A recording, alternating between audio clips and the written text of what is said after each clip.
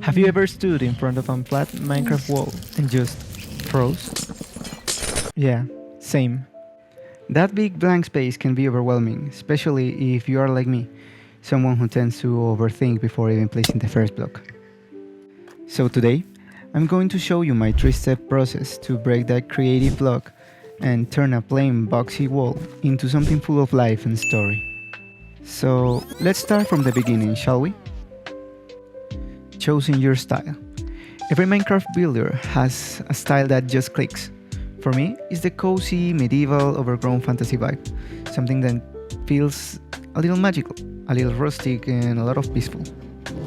Defining this early is so helpful, because once you know your vibe, you can figure out which blocks, textures, and even stories will help you bring that feeling alive. I recommend browsing on Pinterest, Instagram, or even some of the other videos on this channel if you're not sure where to begin. You don't need to copy anything, just let it spark ideas.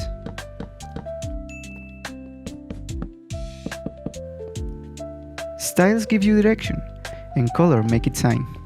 Since I'm going for that cozy wooden look with a splash of overgrown, I'm using oak, spruce, and pale oak as the base blocks.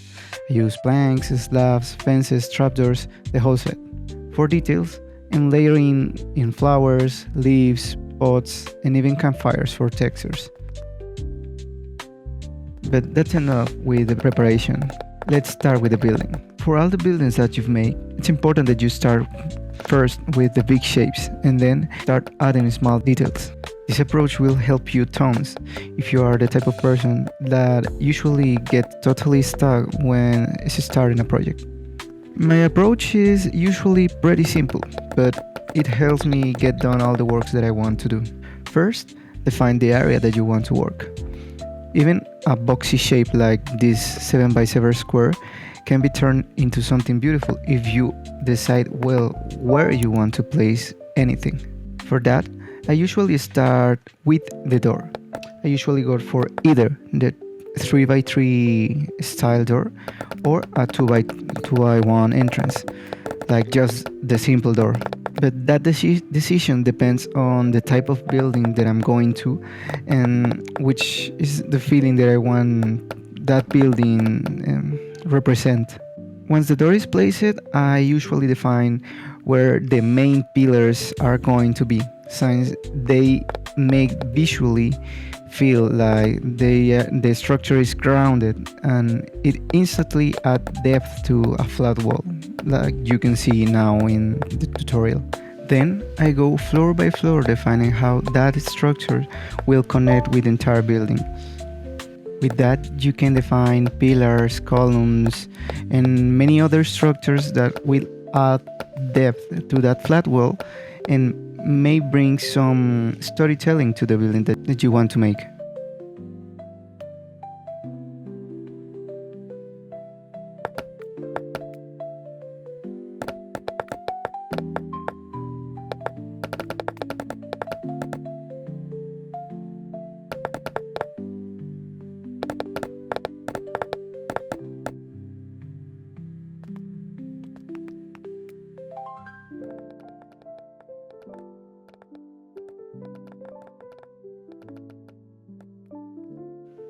And for the smaller details, remember the mood that you define for the building. For this building, I wanted to make a charming overgrown flower shop, maybe nestled in a medieval town. So I kept imagining what this building does in my world, who lives here and what do they sell.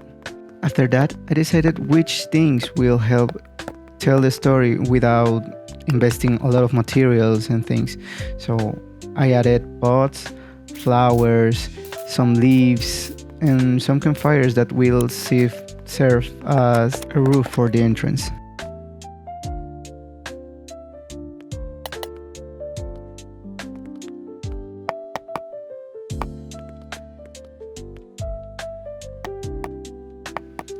For the second floor, I decided that just a little frame for the window will serve very well to match the vibe that I want for this building. I added some textures to the wall and call it a day for at least this part of the building.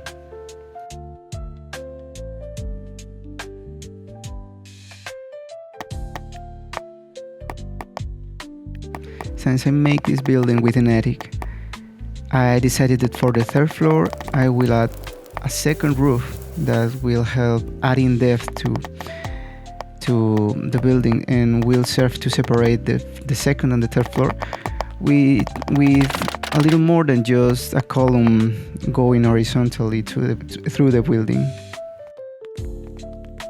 And with that, you can start adding a lot of buildings just following those steps. And remember, flat walls can be intimidating, but the trick is just to start. Place the first block, then another, work from big to small. Don't overthink it, and don't judge too early. It will take shape later. If it doesn't look perfect, it's okay. You can always tweak or try again. That's what makes the process so fun. And hey, if you're still feeling stuck or want your next build idea, I'll leave you a link to a sugarcane farm you might love. It's cozy, it's easy, and it looks awesome in your wall. Don't forget to like and subscribe, and leave me in the comments if this video helped you, or if you want another video on this topic.